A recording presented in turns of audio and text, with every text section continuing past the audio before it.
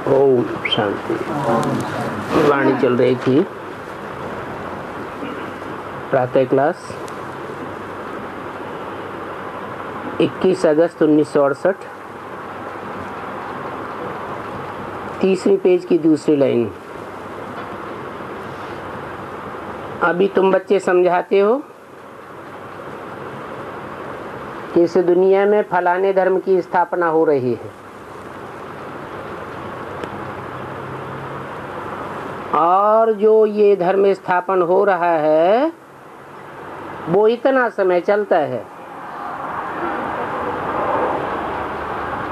प्रजापिता ब्रह्मा वो तो है ग्रेट ग्रेट ग्रैंडफादर, और धर्म पिताएं जो हैं उनको ग्रेट ग्रेट ग्रैंडफादर नहीं कहेंगे, ग्रेट फादर्स तो हैं, महान धर्म पिताएं तो हैं, परंतु महान ते महान नहीं है। जो ग्रेट ग्रेट ग्रैंडफादर है उनके ऑक्यूपेशन को कोई नहीं जानते हैं।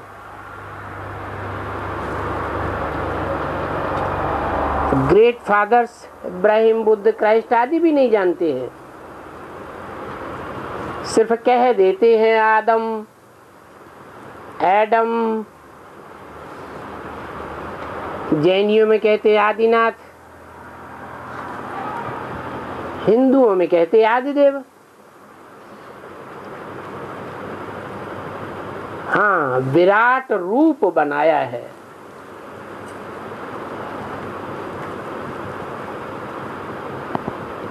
परंतु उस विराट रूप में प्रजापिता ब्रह्मा को भी उड़ा दिया है। जो ब्राह्मण चोटी है, चोटी तो पहाड़ की ऊंचे से ऊंची चोटी कही जाती है ना, जैसे कहते हैं एवरेस्ट, एवरेस्ट चोटी।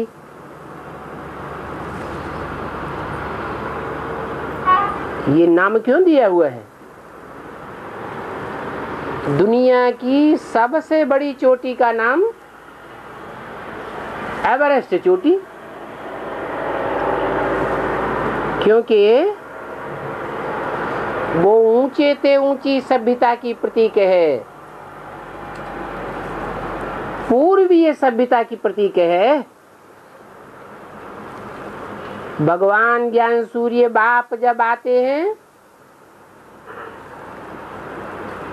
तो ऊंच ते ऊंच सनातन धर्म की स्थापना करते हैं, परंतु जिसको मीडिया बनाते हैं वो मीडिया को दुनिया भूल जाती है। तो विराट रूप में भी भक्तों ने जो चित्र बनाया है उसमें ब्राह्मण चोटी को उड़ा दिया है,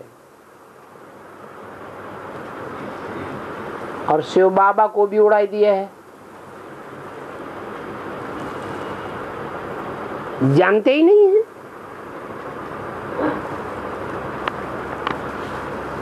जो बाप है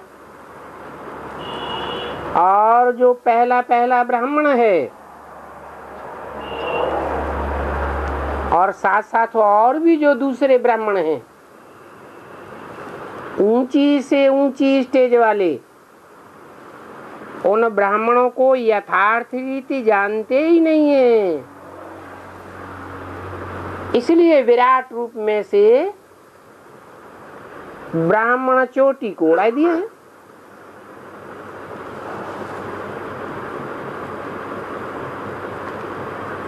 जो ब्राह्मण सो देवता बनने वाला अव्वल नंबर ब्राह्मण,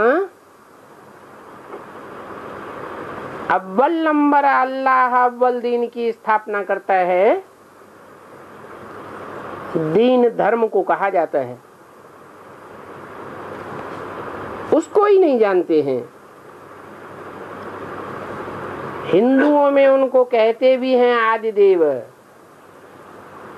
तुम आदिदेव है, पुरुष है, पुराण है। पुराने थी, पुराना पुरुष है।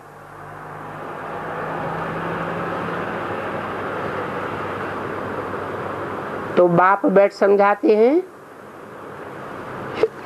कि मैं इस मनुष्य सृष्टि रूपी झाड़ का बीज रूप चैतन्य हूं। वो तो यादगार बना हुआ है बनियन ट्री कलकत्ते में।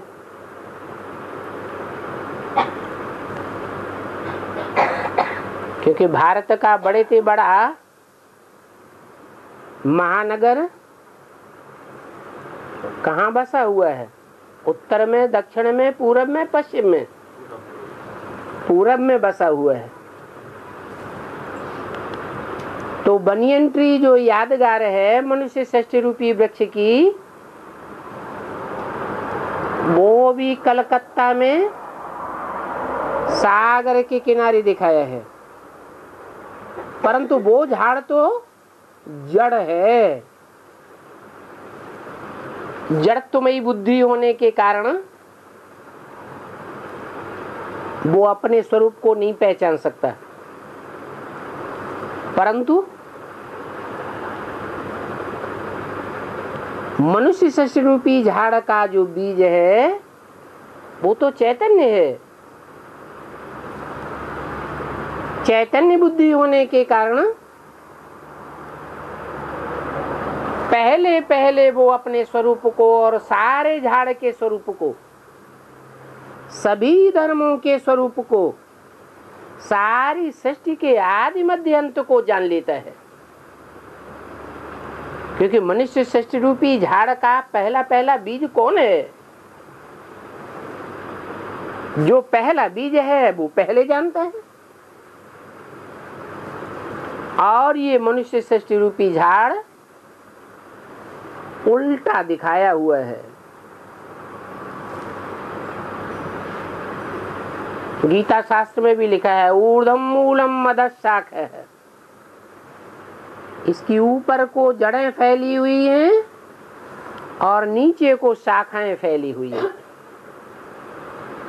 अन्यान्य धर्म रूपी शाखाएं हैं। वो शाखाएं किस तरफ मुखातिब हैं? धरणी की ओर मुखातिब हैं। ऊपर की ओर मुखातिब नहीं है।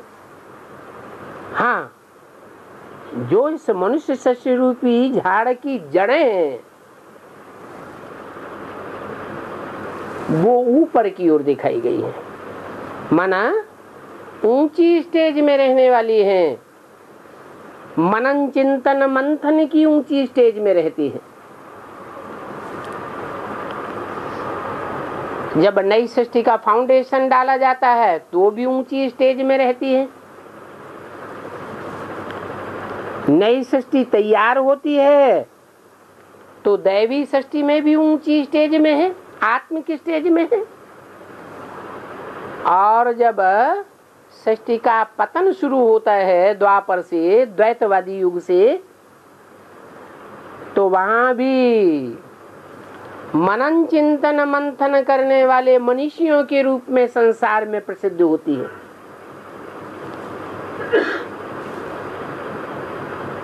शास्त्रकार बन जाते हैं।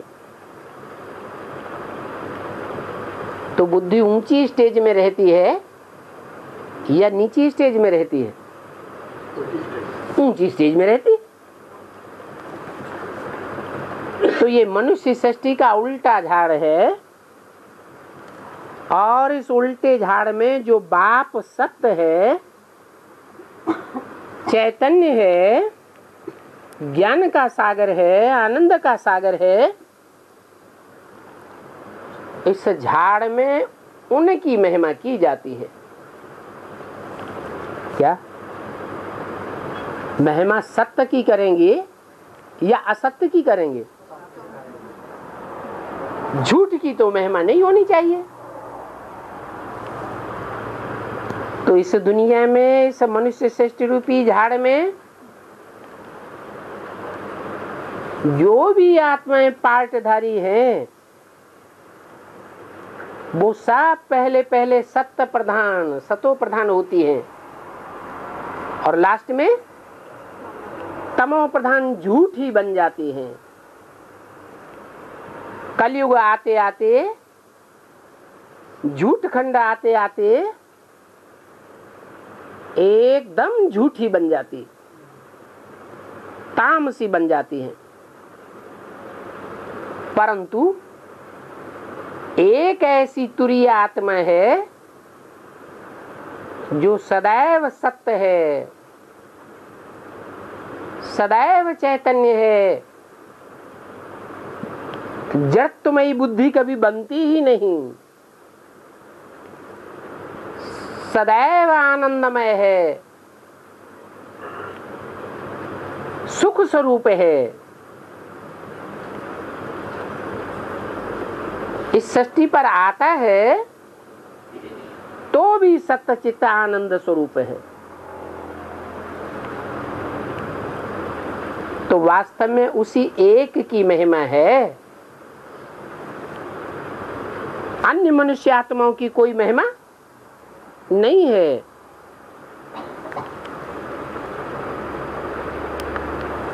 आत्मा तो चैतन्य है ना, तो जो चैतन्य है और सदा ही चैतन्य है,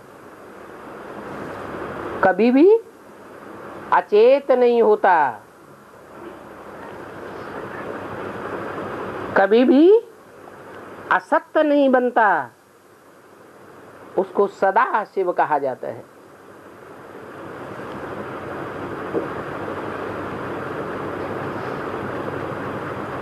आत्मा अगर न हो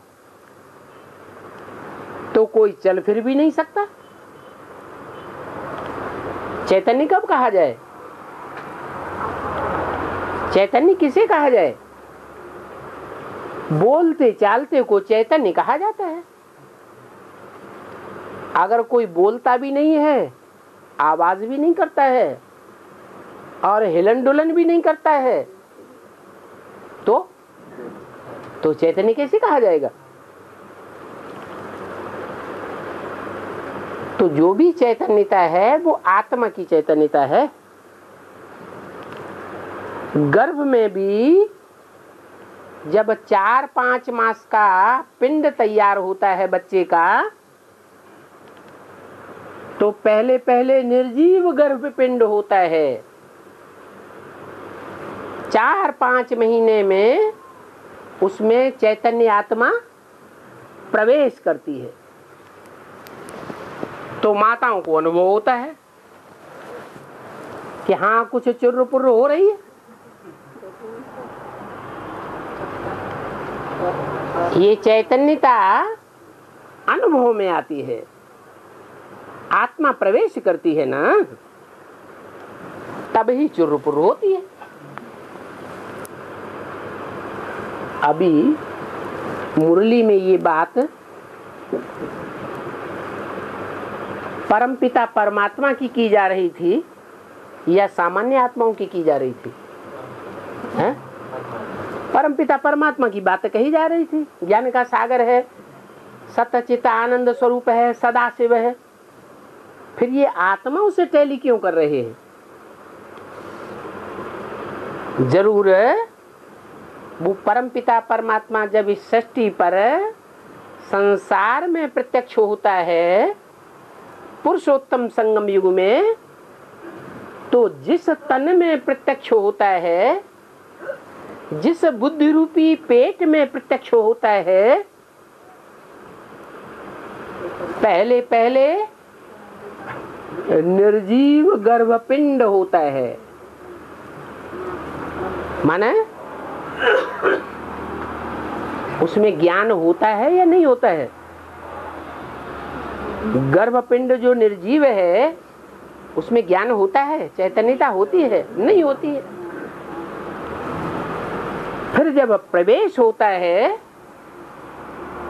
तो चैतन्यता आती है। जो यज्ञ माताएं हैं वो अनुभव करती हैं कि यज्ञ के अंदर कुछ हलन चलन शुरू हो गई। किस तरफ का इशारा दे रहे हैं? कौन से समय का इशारा दिया?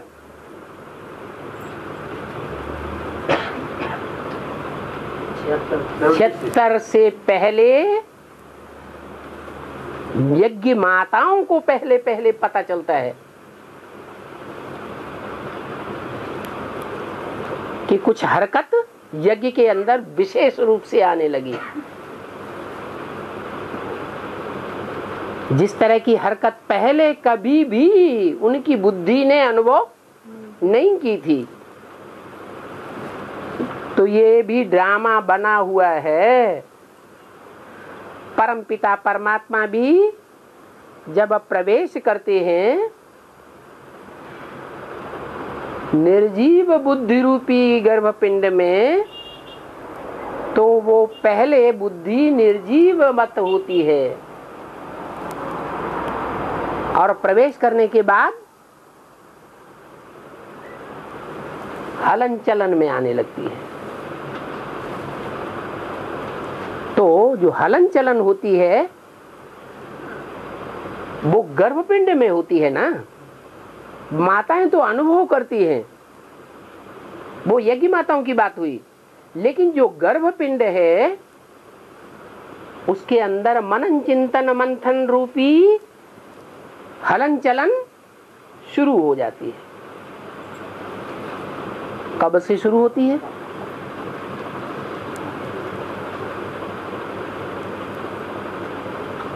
एक होता है आत्मा का प्रवेश होना और एक होता है आत्मा का जन्म लेकर प्रत्यक्ष होना। दोनों बातें अलग अलग हैं या एक ही है? अलग अलग हैं। आत्मा प्रवेश करती है, वो तो गर्भ के अंदर प्रवेश कर गई। मोहल्ले वाले, गांव वाले, दुनिया वाले कुछ भी नहीं जानते। सिर्फ माँ को अनुभव होता है। जिस गर्भपिंड में प्रवेश हुआ, हरकत आई, वो उसमें अनुभव, दूसरा कोई नहीं जानता। तो यहाँ टैली किया जा रहा है परमपिता परमात्मा की आत्मा से कि वो परमपिता परमात्मा जब यज्ञ में प्रवेश करता है कोई बुद्धि रूपी धरणी में, तो किस समय की बात होगी? जो गर्भपिंड में प्रवेश करता है, पहले वो गर्भपिंड निर्जीव था, माने मनन चिंतन मंथन नहीं चल रहा था। और जैसे ही प्रवेश होता है वो मनन चिंतन मंथन चल पड़ता है। खास उस आत्मा का मनन चिंतन मंथन चल पड़ता है जिसमें प्रवेश होता है, सबका नहीं। दुनिया तो कहती है कि भगवान सर्वव्यापी है। अगर सर्वव्यापी है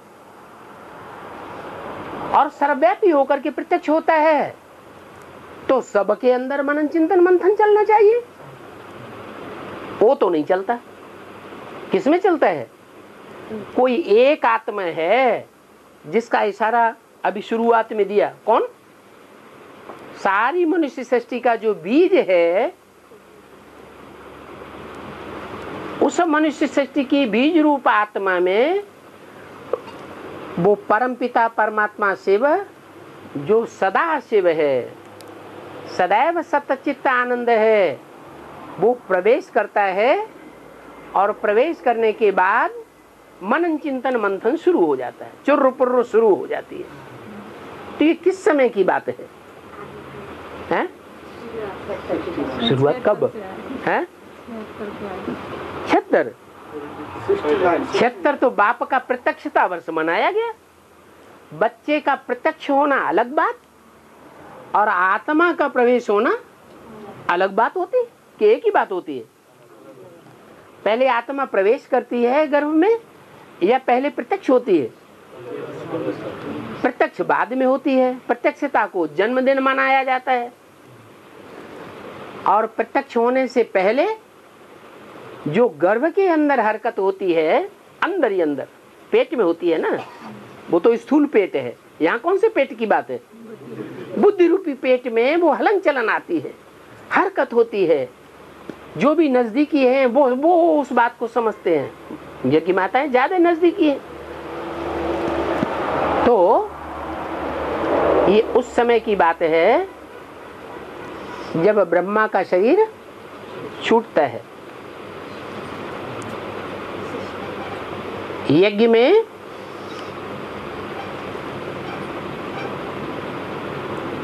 ब्रह्मा जो आत्मा निमित्त थी माता के रूप में, यज्ञ संभालने वाला है, मुखिया वो चला गया। तो ये तो संसार रूपी जंगल है। संसार रूपी जंगल में अगर एक शेर चला जाता है कंट्रोल करने वाला, तो दूसरा शेर आ जाता है। जंगल खाली रहता है क्या? नहीं। तो जैसे ही ब्रह्मा का शरीर छूटता है, कृष्ण वाली आत्मा ब्रह्मा के रूप में जो पार्ट बजाई रही थी शरीर छोड़ देती है, तो राम वाली आत्मा यज्ञ में प्रवेश कर जाती है। परंतु यज्ञ में प्रवेश करने मात्र से ही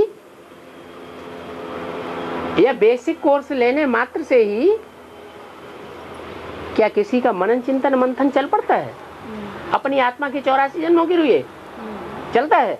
नहीं चलता है। ढेर के ढेर ब्रह्मा कुमारों ने बेसिक ज्ञान लिया होगा, बेसिक कोर्स लिया होगा, लेकिन कोई का मनन चिंतन मंथन नहीं चला। पहले पहले कौन सी आत्मा निमित्त बनती है जिसका मनन चिंतन मंथन चल पड़ता है? और चलता भी है इस कारण नहीं कि कोर्स लेती है तो फोर्स आ जाता है, नहीं। वो परमपिता परमात्मा शिव जो सदा शिव है, सत्यचित आनंद है, वो प्रवेश करता है। जैसे आत्मा गर्भ में प्रवेश करती है, वैसे परमपिता परमात्मा शिव भी प्रवेश करते हैं। प्रवेश करते ही प्रत्यक्ष नहीं हो जाते, वो हलन चलन जारी रहती है। बुद्धि तीव्र गति से चलने लग पड़ती है। तो बताया कि 4 महीना पूरा होने के बाद ये हरकत शुरू होती है। 5 महीना भी दिखाते हैं। 4-5 महीने जब पूरे होते हैं तब फिर प्रत्यक्ष होती है। माने ब्रह्मा ने शरीर छोड़ा 69 में, और 69 में ही उस आत्मा की प्रवेशता होना अनिवार्य है। प्रवेश होती है कोई मुकर्रर रथ में, बल दुनिया कहती है सर्वव्यापी है। लेकिन जब राजयोग की बात आती है, याद की बात आती है, एकाग्रता की बात आती है, तो सर्वव्यापी पने से एकाग्रता बुद्धि की नहीं हो सकती। कब हो सकती है? जब परमपिता परमात्मा इस सृष्टि पर एक व्यापी होकर के संसार में प्रत्यक्ष हो। तो वो एक कौन? वो मुरली में बताया कि वो एक वही हो सकता है जो सारे मनुष्य सृष्टि रूपी झाड़ का बीज है। वो बीज यज्ञ के आदि में भी था, जिसके लिए बाबा ने बोला है, मुरली में अक्सर ये वाक्य आता है, राम बाप को कहा जाता है, कृष्ण बच्चे को कहा जाता है। माना सृष्टि रूपी वृक्ष का बच्चे के रूप में पहला पत्ता जो चित्रों में दिखाया जाता है कि कृष्ण पीपल के पत्ते पर आया, वो कृष्ण वाली आत्मा। परंतु उस पत्ते को जन्म देने वाला बीज कौन? पहले बीज या पहला पत्ता? पहले बीज होता है। तो यज्ञ के आदि में वो कृष्ण रूपी पत्ते को भी जन्म देने वाला बीज वही आत्मा थी जहां से कृष्ण वाली आत्मा अर्थात ब्रह्मा वाली आत्मा को अपने साक्षात्कारों का क्लैरिफिकेशन मिला। परंतु ब्रह्मा बाबा ये बात नहीं समझ सके कि ये कोई सृष्टि का बीज रूप पिता है। अहम बीज प्रथम पिता जो बोला है गीता में कि मैं मनुष्य सृष्टि का बीज बोने वाला पिता हूं, न ये समझ सके कि ये बाप, ये टीचर, ये सदगुरु का रूप है। उन्होंने क्या समझ लिया? ब्रह्मा ने क्या समझ लिया? उन्होंने ये समझ लिया कि मैं ही इस मनुष्य सृष्टि रूपी वृक्ष में मैं ही बाप का पार्ट बजाता हूँ, मैं ही माँ का पार्ट बजाता हूँ, मैं ही टीचर हूँ, मैं ही सदगुरु हूँ, मैं ही गीता का साकार भगवान हूँ। तो ये बात तो ठीक है ही नहीं। ये भक्ति मार्ग का फाउंडेशन है। ज्ञान मार्ग का फाउंडेशन डालने के लिए परमपिता परमात्मा को उसी आत्मा में प्रवेश करना पड़ता है जो यज्ञ के आदि में जिसके द्वारा बीजारोपण हुआ था। जैसे माँ के अंदर बाप बीज बोता है, माँ धरणी कही जाती है, और बाप बीजारोपण करने वाला पिता है। तो क्या दुनिया जानती है इस बात को? है? बच्चे जानते हैं क्या इस बात को कि कब बाप ने माँ में बीज बोया? है? बाप जानता है।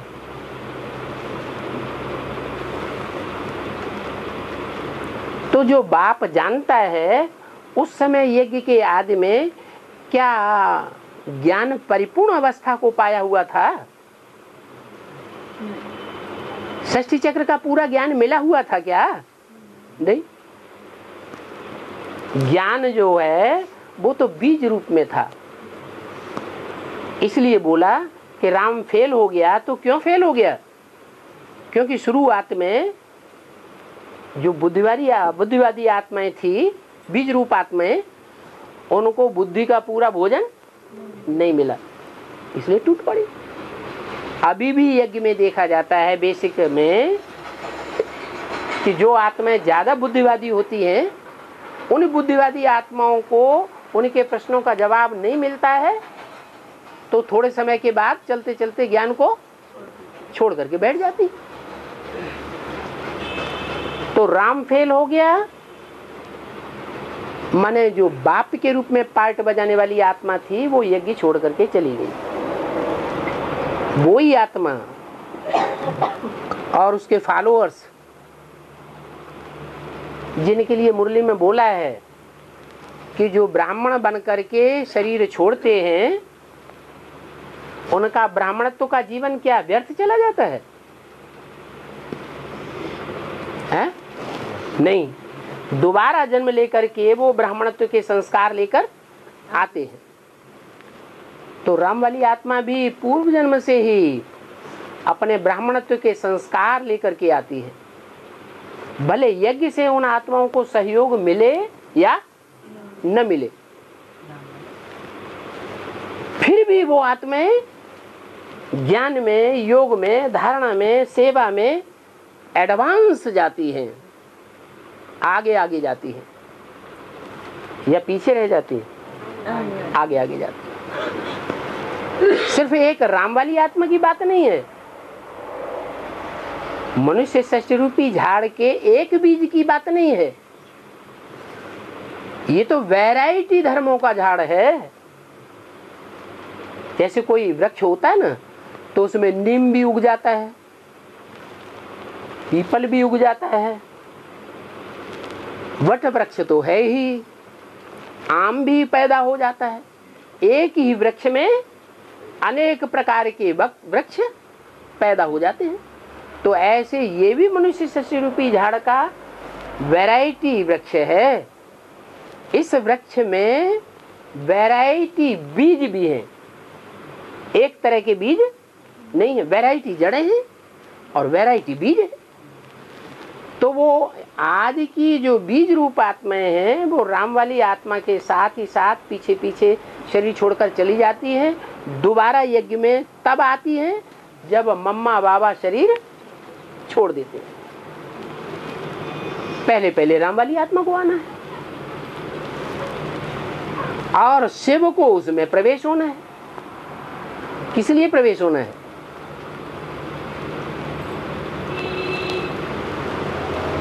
प्रवेश होना है मुकर्रर रथ साबित करने के लिए। नहीं तो ब्रह्मा कुमार कुमारी ये तो संसार को सुनाते हैं कि भगवान सर्वव्यापी नहीं है, सुनाते हैं ना, और लोग सुनते भी हैं, कान हिला के कहते हैं हाँ भाई ठीक बात है, सर्वव्यापी नहीं है। लेकिन क्या कोई ब्रह्मा कुमार ये बताता है सर्वव्यापी नहीं है? तो एक व्यापी कहाँ है?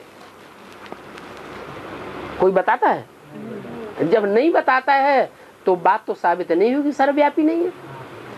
या तो बताओ कि एक व्यापी कहाँ है, तो एक व्यापी का उनको ज्ञान नहीं है, और वो ज्ञान तब तक नहीं हो सकता जब तक कि भगवान स्वयं आकर के किसी मुकर्रर रथ में प्रवेश करके ये ज्ञान न देवे कि मैं क्या हूं, किस रूप में पार्ट बजाय रहा हूं। मैं जो हूं, जैसा हूं, जिस रूप में पार्ट बजाता हूं, वो मेरा परिचय मेरे सिवाय कोई भी दे ही नहीं सकता, ब्रह्मा भी नहीं दे सकता। क्यों? ब्रह्मा के मुख से तो सारी वाणी चलाई गई, वेदवाणी। वेदवाणी तो सबसे ऊंची वाणी मानी जाती है ईश्वर की। तो वेदवाणी भी क्यों नहीं क्लैरिफिकेशन दे सकती? क्योंकि ब्रह्मा के मुख से जो कुछ भी भगवान बाप ने सुनाया वो गीता ज्ञान था या गीता ज्ञानामृत था। अमृत पी करके देवताएं देवता बने, अमर बने, या सिर्फ ज्ञान पी करके अमर बने? अमृत पी करके अमर बने। इसलिए मुरली में बोला है ब्रह्मा के मुख से कि अभी ज्ञानामृत नहीं कहेंगे। क्या? ज्ञान का अमृत अभी नहीं कहेंगे। क्यों नहीं कहेंगे? अभी गीता का ज्ञान तो है ब्रह्मा के मुख से निकला, लेकिन अमृत क्यों नहीं कहेंगे? क्योंकि अमृत मक्खन या सार तब निकलता है जब मंथन किया जाता है। बिना मंथन किए अमृत नहीं निकल सकता। तो वो मंथन करने का जो कार्य है ब्राह्मणों का मुख्य कार्य, उसकी शुरुआत होती है जो मनुष्य सृष्टि का बीज है प्रजापिता, उसके द्वारा। वो राम वाली आत्मा यज्ञ में आती है ब्रह्मा की शरीर छोड़ने के बाद, और जैसे ही यज्ञ में आती है मनन चिंतन मंथन मुरलियों के महावाक्यों के ऊपर चलने लग पड़ता है। शास्त्रों के श्लोकों के ऊपर मंथन नहीं चलता है। किसके ऊपर मंथन चलता है? ब्रह्मा के मुख से ज्ञान तो सुनाया गया, लेकिन ब्रह्मा ने सिर्फ सुना या सुनकर के समझा भी? है? सिर्फ सुना। उनसे ज्यादा समझू तो मम्मा थी, जो एक एक ज्ञान के पॉइंट को विस्तार में ले जाती थी। वो फिर भी ज्ञान की देवी सरस्वती कही जाती है। ब्रह्मा को कोई ज्ञान का देवता नहीं कहा जाता। अगर ज्ञान का देवता कहा जाता होता तो उनकी पूजा होती, मूर्तियां बनती, मंदिर बनते, लेकिन न उनकी पूजा होती है, न मूर्तियां बनती हैं, न मंदिर बनते हैं।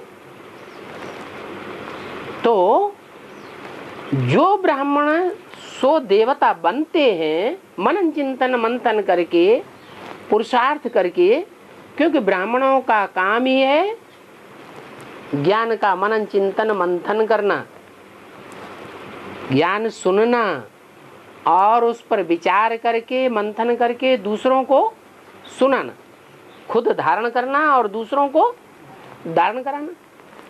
तो ये कार्य संपन्न करने के लिए परमपिता परमात्मा उस मनुष्य सृष्टि रूपी झाड़ के बीज रूप आत्मा प्रजापिता में प्रवेश करती है और वो मंथन कई महीनों तक चलता है। मंथन चलते चलते 75 जैसे ही पूरा होता है वैसे ही वो परमपिता परमात्मा जो अव्यक्त वाणी में बोला, ये वर्ष है प्रत्यक्षता वर्ष बाप का। कौन सा वर्ष? 76। वो 76 में वो बाप उस मुकर्रर रथ के द्वारा वाणी के द्वारा प्रत्यक्ष हो जाता है। उससे पहले वाणी नहीं आती है, अंदर अंदर मनन चिंतन मंथन चलता है। जैसे शास्त्रों में गायन है, गंगा आई तो गंगा ऊपर से नीचे आई, लेकिन क्या हुआ? गड़बड़ है। शंकर की जटा में हाँ, पृथ्वी वासियों के कल्याण के काम नहीं आई। क्यों? क्योंकि वो शंकर की जटाओं में भ्रमण करने लगी। अब जटाओं में भ्रमण थोड़ा ही होता है, ये तो बुद्धि में ज्ञान की बातें भ्रमण होती हैं। तो वो शास्त्रों में बात दिखाई गई है कि वो मनन चिंतन मंथन जो है वो बुद्धि रूपी पेट में चलता रहता है, और जब परिपक्व स्टेज में कोई स्पष्ट रिजल्ट के रूप में आत्मा वो पहुंच जाती है निश्चयात्मक बुद्धि से, तो वाणी से वो ज्ञान बाहर आने लग पड़ता है और बाप प्रत्यक्ष हो जाता है। उसको कहते हैं बाप का प्रत्यक्षता वर्ष। परंतु वो जो बाप का प्रत्यक्षता वर्ष 76 में मनाया गया, वो भारत की बात है या विदेशियों की बात है?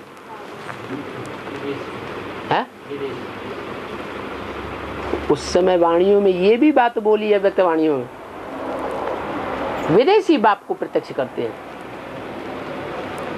भारतवासी बाप को प्रत्यक्ष नहीं कर पाते, न पहचान पाते हैं और न प्रत्यक्ष कर पाते। भारतवासी तो ज्यादा ही तमो प्रधान बन जाते हैं।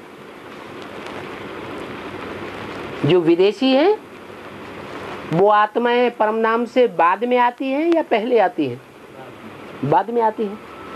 तो बाद में आने वाली आत्मा अंत तक सतो प्रधानता का पार्ट बजाएगी या पहले पुरानी आने वाली आत्मा सतो प्रधानता का पार्ट बजाएगी? जो बाद में आने वाले विदेशी हैं वो अंत तक सात्विक बुद्धि रहते हैं। जैसे और दुनिया की नई नई खोजें कर लेते हैं, आविष्कार कर लेते हैं, उनकी अपनी बुद्धि ऐसी चलती है गहराई से, ऐसे ही परमपिता परमात्मा के बारे में भी वो गहराई से मनन चिंतन मंथन करके बाप को प्रत्यक्ष कर लेते हैं। ये दुनियावी वैज्ञानिकों की बात है या ब्राह्मणों की दुनिया में कोई विदेशी बीज रूप आत्माएं हैं उनकी बात है? ब्राह्मणों की दुनिया में जो इस्लामी, बौद्धी, क्रिश्चियन आदि खास मुख्य धर्मों के बीज रूप आत्माएं हैं, वो बाप को पहले पहचानती हैं और पहचान करके बाप को पहले दिल्ली में प्रत्यक्ष करती है सन 76 में। इसलिए बोला कि पहले आत्मा जो अविनाशी है वो अविनाशी पार्ट बजाती है। कैसा अविनाशी ज्ञान का पार्ट बजाती है कि और आत्माएं अभी एडवांस में आएंगी, ज्ञान सुनेंगी, दूसरों को सुनाना शुरू करेंगी। थोड़े समय के बाद अनिश्चय बुद्धि भी हो सकती है, लेकिन वो आत्मा अनिश्चय बुद्धि नहीं हो सकती। उसमें अविनाशी ज्ञान भरा हुआ है जिसका विनाश नहीं हो सकता। तो पहले पहले तो आत्मा को ज्ञान चाहिए, परंतु वो ज्ञान कौन दे? आत्माओं को ज्ञान कौन देगा? हा? आत्मा को ज्ञान देगा जरूर परमपिता परमात्मा। क्या नाम दिया? परम पिता परम आत्मा। ऐसे क्यों नहीं कहते परमात्मा परम पिता? जैसे शिव शंकर कहते हैं, ऐसे क्यों नहीं कहते शंकर शिव? हा? क्या कारण है? कारण है कि जो ज्यादा ताकतवर है, जो बड़ा है, उसका नाम पहले, जो बाप है उसका नाम पहले, और जो बच्चे के रूप में है, छोटा है, उसका नाम बाद में। तो परम पिता पहले, जिसका कोई पिता नहीं, और परमात्मा बाद में। आत्माओं के बीच में जो परम पार्टधारी है, हीरो पार्टधारी है, वो परमात्मा। क्या? कैसी आत्मा? परमात्मा। आत्मा तो सब पार्टधारी है ना, लेकिन पार्ट बजाने वाली आत्माओं के बीच में परमात्मा, सुप्रीम सोल, वो भी तो पार्ट बजाता है। बजाता है या नहीं? लेकिन उसको हीरो पार्टधारी कहेंगे? हैं? नहीं कहेंगे। क्यों? क्यों नहीं कहेंगे? इसलिए नहीं कहेंगे कि हीरो पार्टधारी आदि से लेकर के अंत तक रंगमंच पर पार्ट बजाता है, और सुप्रीम सोल आदि से लेकर अंत तक, सतयुग आदि से लेकर के कलयुग अंत तक पार्ट बजाता ही नहीं। तो जो सुप्रीम सोल है उसकी बात नहीं है हीरो पार्टधारी के रूप में, वो परमात्मा लक्षित नहीं होता। इसलिए मुरली में अक्सर करके आता है परम आत्मा माना ही परम आत्मा, माने दोनों शब्दों को अलग अलग कर दिया। परम अलग, आत्मा अलग। माने आत्माओं के बीच में कोई सुपरमेसी का पार्ट बजाने वाली आत्मा, पार्टधारी तो है, डायरेक्टर नहीं है। कौन? परमात्मा या जो भी मनुष्य सृष्टि की आत्माएं हैं, उनमें कोई डायरेक्टर का पार्ट बजाने वाली नहीं है। डायरेक्टर कौन है? जो पर्दे के पीछे सदैव रहता है। कौन रहता है? हैं? शिव परमात्मा, जिसको कहते हैं परम पिता, जो सबका पिता है। माना प्रजापिता का भी पिता है। प्रजापिता सारी मनुष्य सृष्टि का पिता है, लेकिन उसका भी पिता है। कौन है? शिव बाप। तो वो शिव बाप परम पिता शब्द पहले, और परम आत्मा जो ग्रेट ग्रेट ग्रैंडफादर है, हीरो पार्टधारी है, उसके लिए परमात्मा शब्द यूज किया गया। तो पहले पहले तो आत्मा का ज्ञान कौन दे? आत्माओं के बीच में जो पहले पहले पार्टधारी है, उसका ज्ञान कौन दे? 500-700 करोड़ जो भी आत्माएं हैं, पार्टधारी हैं, उनमें जो पहली पहली आत्मा है, उसको कौन ज्ञान दे? है? वो खुद आके देता है? वो खुद देगा। हाँ, वो उसको ज्ञान देने वाला मुख से कोई साकार में नहीं होता। कोई ब्रह्मा बाबा नहीं है, ब्रह्मा के मुख से ज्ञान नहीं दिया क्या? ब्रह्मा के मुख से ज्ञान आया तो, लेकिन समझ तक नहीं आया। वाचा वाचा तक आया, सुनने सुनाने के लिए आया, लेकिन बुद्धि में किसी के समाया नहीं।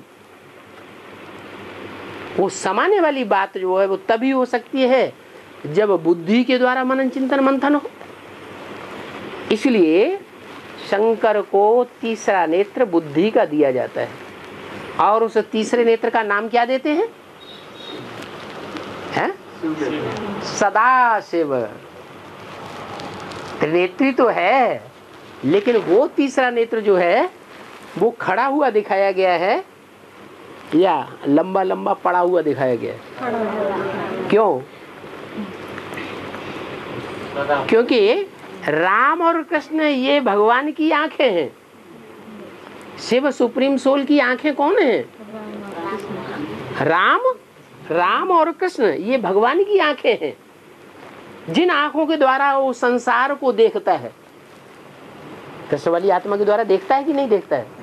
ब्रह्मा के द्वारा आकर के इस सृष्टि को देखा है या नहीं देखा? देखा। राम वाली आत्मा के द्वारा भी आकर के देखता है।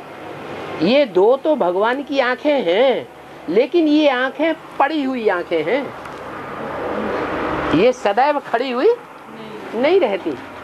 और तीसरा नेत्र वो सदैव खड़ा हुआ दिखाया जाता। खड़ा हुआ का मतलब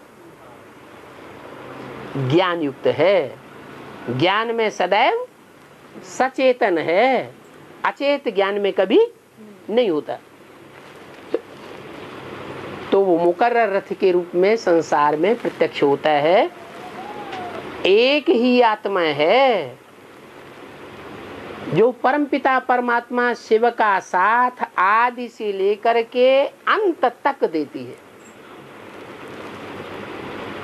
पहले पहले आत्मिक स्वरूप में शिव समान, बाप समान स्टेज को धारण करती है। तो जो पहले पहले बाप समान स्टेज को धारण करता है, उसी का नाम भक्ति मार्ग में शिव के साथ जोड़ दिया जाता है। नहीं तो 33 करोड़ देवताएं हैं, 33 करोड़ देवताओं में से कोई का नाम शिव के साथ नहीं जोड़ा जाता। ब्रह्मा का नाम शिव के साथ जोड़ा जाता है? विष्णु का नाम जोड़ा जाता है क्या? नहीं। कोई आत्मा ऐसी नहीं है जिसका नाम शिव के साथ जोड़ा जाता हो, लेकिन शंकर का नाम शिव के साथ जोड़ा जाता है, और जोड़ करके शिव शंकर मिलाकर एक कर देते हैं। ब्रह्मा कुमार कुमारी बेसिक ज्ञान समझाते हैं दुनिया वालों को, कहते हैं शिव अलग है, शंकर अलग है।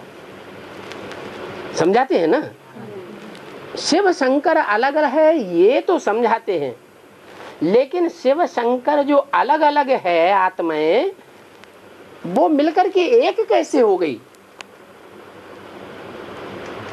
ये भी तो कोई कारण होगा, कोई कारण होना चाहिए या नहीं होना चाहिए?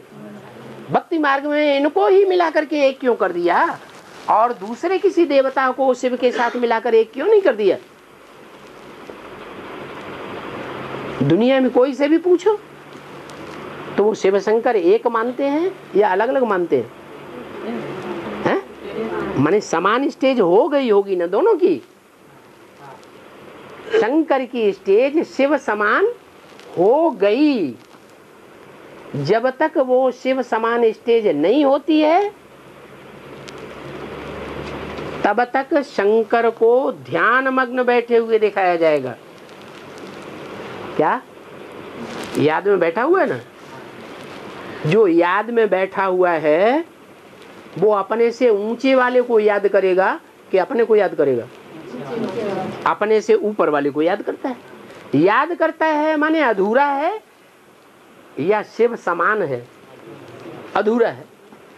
अधूरा है तब तक याद है, और जब संपन्न बन जाएगा तो उनके जो चित्र हैं, चरित्र हैं, जो चित्रों में दिखाए जाते हैं, शास्त्रों में दिखाए जाते हैं, ढेर सारी शिव की कथाएं दी हुई हैं, वो सारी कथाएं उनके संपन्न स्वरूप की यादगार हैं।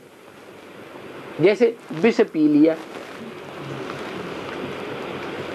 तो, और देवताओं को विष पीते हुए क्यों नहीं दिखाया? किसी को दिखाया है क्या? नहीं। वो एक ही देवता को विष पीते हुए क्यों दिखाया? इसलिए दिखाया कि वो परमपिता परमात्मा शिव की याद में एक आकार होकर के कर्म करते हुए दिखाया गया है, और ऐसी स्टेज में कर्म करने से पाप नहीं लगता। जैसे गीता में लिखा हुआ है कि जो स्वरूपनिष्ठ प्राणी है वो अगर सारे संसार की भी हत्या कर दे तो भी उसके ऊपर पाप नहीं लगता। ऐसे ही शिव का जो समान स्वरूप बनने वाली आत्मा है उसको भी शास्त्रों में इस रूप में दिखाया गया है कि मंथन हुआ और मंथन में सबसे पहले क्या निकला है? सबसे पहले विष निकला, और रतन बाद में, पहले पहले विष निकला, हाला हाल विष निकला। तो ये विष पीने का काम शंकर का है जो खुद याद में बैठने वाला है, या शिव का है? शिव वाली आत्मा का है जो सदा शिव है, सदैव चैतन्य है। वो शंकर विष नहीं पीता। कौन पीता है? शिव पीता है। मनुष्य आत्माएं जो विकारी बन गई हैं, विषैली बन गई हैं, उन विषैली आत्माओं का संग का रंग करके, संग के रंग में आकर के कोई साकार रथ के द्वारा ही संग के रंग में आएगा, या कोई हवा बन करके आएगा? है साकार रथ के संग के रंग में ही आएगा। लेकिन वो संग का रंग अनेक प्रकार से है, कोई एक प्रकार से नहीं है। जो भी इंद्रियां हैं वो इंद्रियां संग का रंग लेती हैं या नहीं लेती हैं? सभी इंद्रियां संग का रंग लेती हैं। लेकिन और देवताओं की इंद्रियां कमल फूल समान मानी जाती है। कमल नयन, कमल नेत्र, कमल पाद, कमल हस्त, कमल मुख, पूजा होती है ना। तो ऐसे ऐसे पूजा करते हैं और देवताओं की। लेकिन शिव की सिर्फ लिंग की पूजा होती है। क्यों? शिव की पूजा सिर्फ लिंग के रूप में क्यों दिखाई गई है? जरूर लिंग के आधार पर जो कामेंद्रिय का कार्य है वो विष पीने का कार्य मनुष्यों की ताकत नहीं है कि उस इंद्रिय के संसर्ग संपर्क में आते हुए भी शक्ति क्षीण न हो। एक शिव ही ऐसा है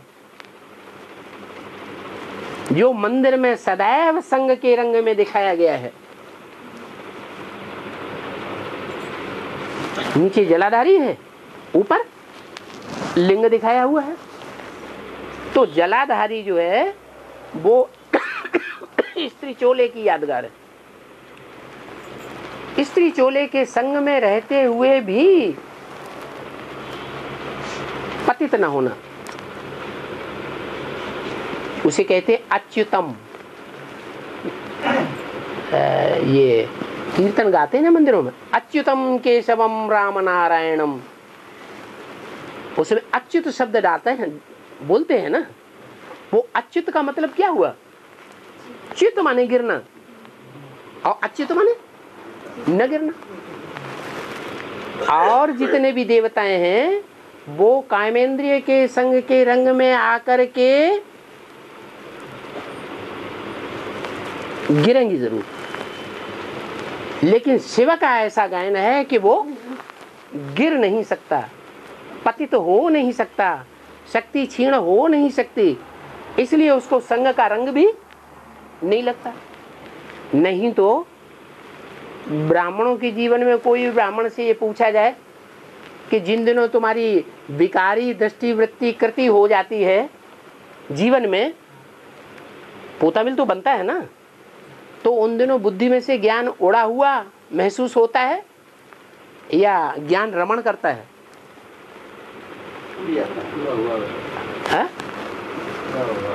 उड़ जाता है ज्ञान। ज्ञान की बातें चाह करके भी बुद्धि में नहीं आती। हम चाहें किसी को ज्ञान सुनाना तो भी ज्ञान नहीं सुना पाते, जैसे सब भूल जाते हैं। तो ये निशानी है। और जो मनुष्य आत्माएं हैं वो च्युत होती हैं, पतित होती हैं संग के रंग में आकर। एक शिव का पार्ट है शंकर के द्वारा मुकर्रर के द्वारा, जो कभी भी संग के रंग में नहीं आता। तो बताया बाप आकर बाप के पार्ट को रियलाइज कराते हैं। अभी रियलाइजेशन कोर्स चल रहा है या नहीं चल रहा है? पहले था साप्ताहिक कोर्स, साप्ताहिक कोर्स के बाद अब क्या है? Realisation course. अब रियलाइज करो, अपने पार्ट को रियलाइज करो और परमपिता परमात्मा के पार्ट को भी रियलाइज करो, जो मुकर्रर रथ के द्वारा चलता है। क्या रियलाइज करो? रियलाइज करो कि सत्य क्या है। पहले तो जानते थे क्या कि परमपिता परमात्मा सर्वव्यापी है, और अब तो जानते हैं कि सर्वव्यापी नहीं है। सर्वव्यापी अगर मानेंगे तो बुद्धि एकाग्र कभी भी किसी की नहीं हो सकती। परमपिता परमात्मा अब जानते हैं कि एक व्यापी है, और एक व्यापी का प्रूफ यही है कि वो आत्मा संग के रंग को धारण करने वाली नहीं है। वो दूसरों को प्रभावित करेगी लेकिन दूसरे किसी से प्रभावित होने वाली नहीं है।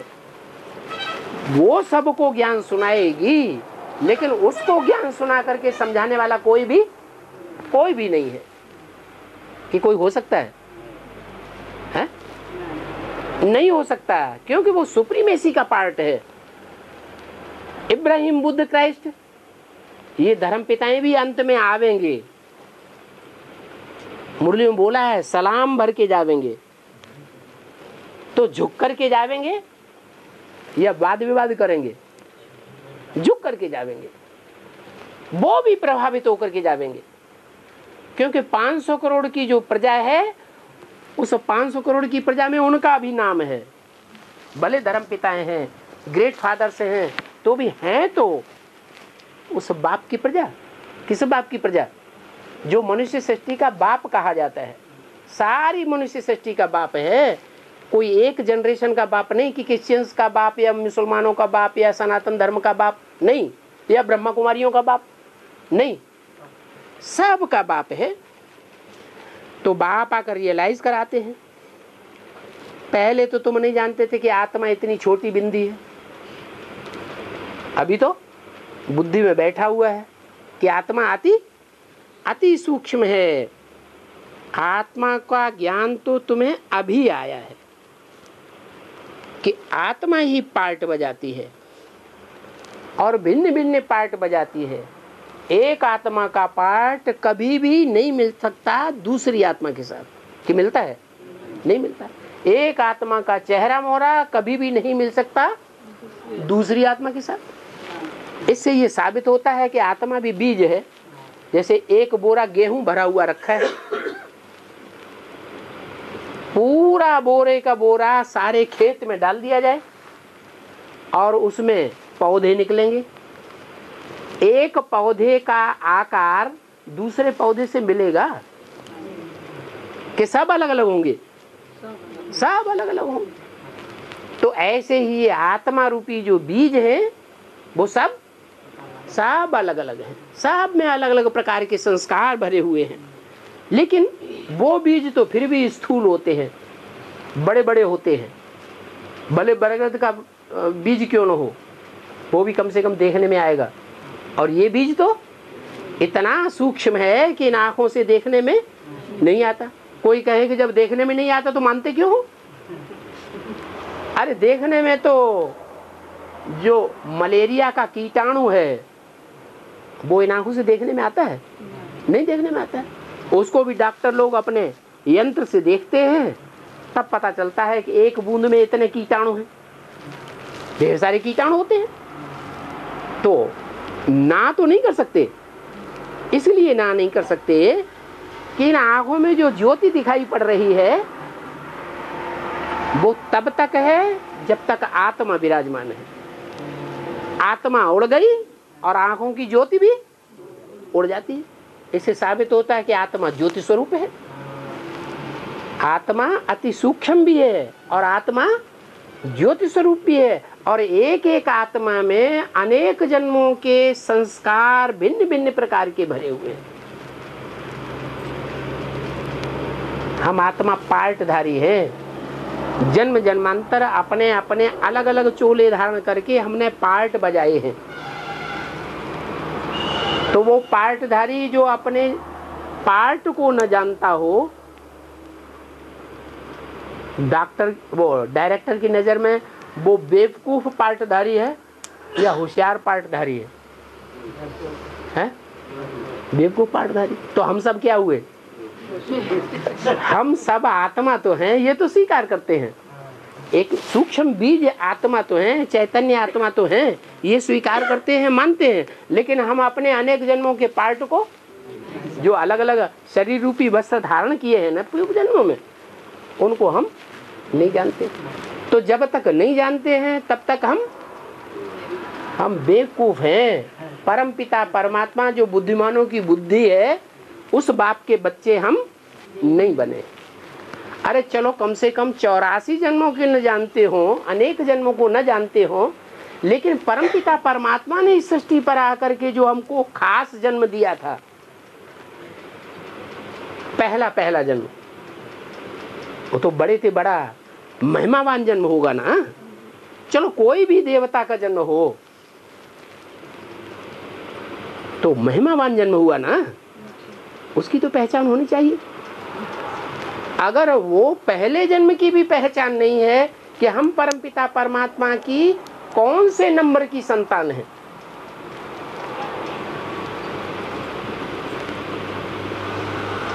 यादगार दिखाते हैं, परमपिता परमात्मा की यादगार दिखाते हैं कि ये अव्वल नंबर के बच्चे हैं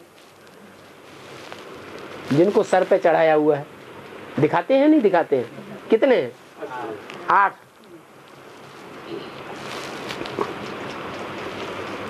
8 बच्चे जो हैं वो अव्वल नंबर के हैं। उन अव्वल नंबर के 8 बच्चों में हमारा स्थान कहाँ है? क्या निश्चयात्मक बुद्धि से हमको ये पता लग गया है? नहीं पता लग गया। तो हमने सिर्फ बेसिक ज्ञान धारण किया है या एडवांस ज्ञान भी धारण किया है? क्या कहें? है स्पेशल ज्ञान हमको हुआ है? नहीं हुआ। स्पेशल ज्ञान तब कहें जब हमें ये पक्का पता लग जाए निश्चयात्मक बुद्धि से कि हमारा स्थान 8 में कहाँ है। अच्छा चलो 8 में नहीं है तो 108 में कहाँ है? हर धर्म में माला तो घुमाई जाती है ना। कोई धर्म आस्तिक ऐसा है जिसमें माला न घुमाई जाती हो? माला के मणकों को, आत्मा रूपी मणकों को याद तो सब करते हैं हर धर्म के लोग, लेकिन उन मणकों में मेरा स्थान कहाँ है ये किसी को पता ही नहीं। तो बाप अभी याद दिलाते हैं, बच्चे तुम आत्मा हो, ये तो बेसिकली तुमने जान लिया। हम क्या हैं? हम आत्मा हैं। लेकिन कौन सी आत्मा? इस बात का ज्ञान है? है? नहीं। तो हम बेवकूफ एक्टर हैं या डायरेक्टर की नजर में होशियार एक्टर हैं? बेवकूफ एक्टर हुए। हमें तीव्र पुरुषार्थ करके अपने स्वरूप का ज्ञान जल्दी से जल्दी कर लेना चाहिए ताकि हम परमपिता परमात्मा की नजरों में श्रेष्ठ बच्चे साबित हो सके।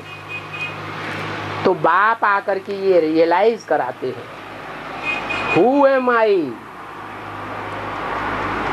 बेसिक में तो कह देंगे हु एम आई माने हम आत्मा हैं, बिंदी आत्मा हैं। लेकिन ये पक्का परिचय नहीं है। पक्का परिचय क्या है कि इस सृष्टि रूपी रंगमंच पर विशेष पार्ट बजाने वाली मैं परमपिता परमात्मा का कौन सा बच्चा हूं, कौन सा पार्ट बजाता हूं। ये बात अच्छी तरह से निश्चयात्मक बुद्धि से बुद्धि में बैठ जानी चाहिए ताकि हम खुद भी समझें और दूसरों को भी समझा सकें। इसलिए मुरली में बोला है कि बाप आकर किसी का परिचय नहीं देंगे, तुम आत्माओं का पार्ट नहीं बतावेंगे, बोर्ड पर लिखकर नहीं बतावेंगे, कागज पर लिखकर नहीं बतावेंगे। हर आत्मा अपनी अपनी क्वालिटी के आधार पर, अपनी दृष्टि से, अपनी वृत्ति से, अपने कर्तव्य से अपने पार्ट को स्वयं संसार के सामने प्रत्यक्ष करेगी। क्या क्या प्रजापिता राम वाली आत्मा सबको बतावेगी? नहीं। या प्रजापिता में शिव बाबा सबको बतावेंगे? या ब्रह्मा की सोल प्रवेश करके गुलजार दादी के द्वारा बतावेगी? नहीं। हर आत्मा अपने स्वरूप को पहले पहचानेगी और प्रूफ सहित पहचानेगी। क्यों? क्योंकि बोला है बुद्धिमान बाप के बुद्धिमान बच्चे बिना प्रूफ और प्रमाण के कोई बात मानने के लिए तैयार नहीं होते। तो हम बुद्धिमान बाप के बुद्धिमान बच्चे हैं। क्या विश्व की बादशाही लेने वाले हैं, राजा बनने वाले हैं राजयोग सीख करके। ये राजयोग दुनिया में कोई भी धर्म पिता नहीं सिखाता, कोई भी राजा नहीं बनाता। हमको परम पिता परमात्मा आकर के राजा बना करके जाते हैं। कैसा राजा? जो किसी के अधीन नहीं होता, दूसरों को अधीन करता है, स्वयं किसी के अधीन नहीं होता।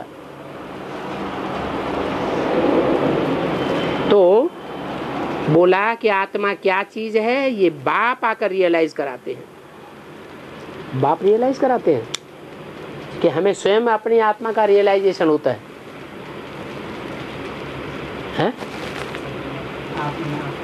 अपना अपना रियलाइजेशन स्वतः ही होता है। तो आत्मा का ज्ञान अभी आया है कि आत्मा में अविनाशी पार्ट भरा हुआ है, वो परम पिता परमात्मा भी है तो आत्मा ही, परंतु उनको ज्ञान का सागर कहा जाता है। कौन? जो परम पिता परमात्मा का पार्ट है वो क्या है? ज्ञान का सागर है। तो सागर एक होता है या सागर अनेक होते हैं? एक ही होता है। क्यों? अंध महासागर नहीं है, प्रशांत महासागर नहीं है, हिंद महासागर नहीं है, अरब महासागर नहीं है, 7 सागर है ना, एक थोड़ा ही है। तो ये जो विदेशी जब से आते हैं तो जो एक सागर है उसके खंड खंड कर देते हैं। क्या? द्वैतवाद फैलाते हैं। सागर के अनेक रूप हो जाते हैं। 7 सागरों में संसार बटा हुआ है और 7 महाद्वीपों में सारा संसार बट जाता है।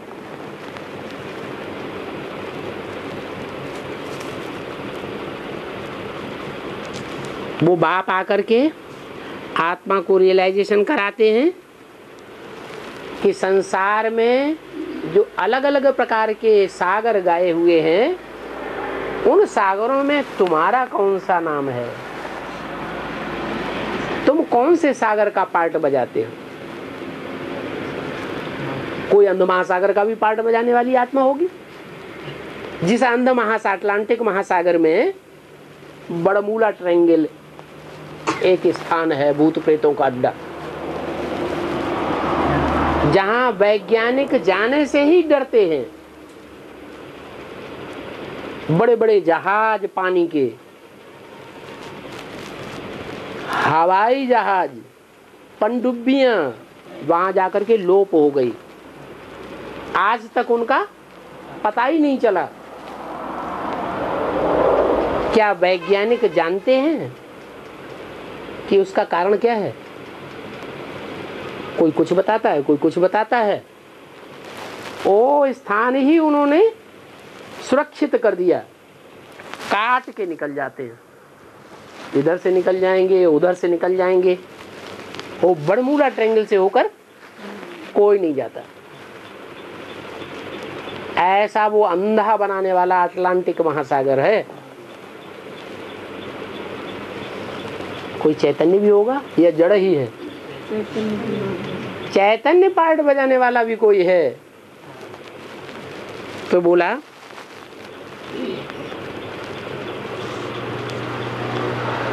आत्मा आत्मा को रियलाइजेशन नहीं करा सकती है। प्रशांत महासागर बहुत बड़ा है, तो प्रशांत महासागर का चैतन्य में पार्ट बजाने वाला जो व्यक्तित्व होगा, क्या दूसरे सागरों को अपना ज्ञान दे सकता है? दूसरे जो सागर हैं उनकी जीवन कहानी बता सकता है? नहीं। कोई आत्मा दूसरों को दूसरी आत्मा के पार्ट का ज्ञान नहीं दे सकता। हर आत्मा को अपने पार्ट का ज्ञान स्वतः ही होगा, अपने पुरुषार्थ के आधार पर होगा, अपनी एकाग्रता की प्रैक्टिस के आधार पर होगा। इसलिए बाप कहते हैं अपन को आत्मा समझ, मुझ बाप को याद करो। मुझ बाप को याद करेंगे तो तुम्हारे अंदर स्वतः ही वो शक्ति आ जाएगी। जैसे इस मनुष्य सृष्टि के पहले बीज में वो शक्ति आती है कि उसे अपने स्वरूप का ज्ञान हो जाता है।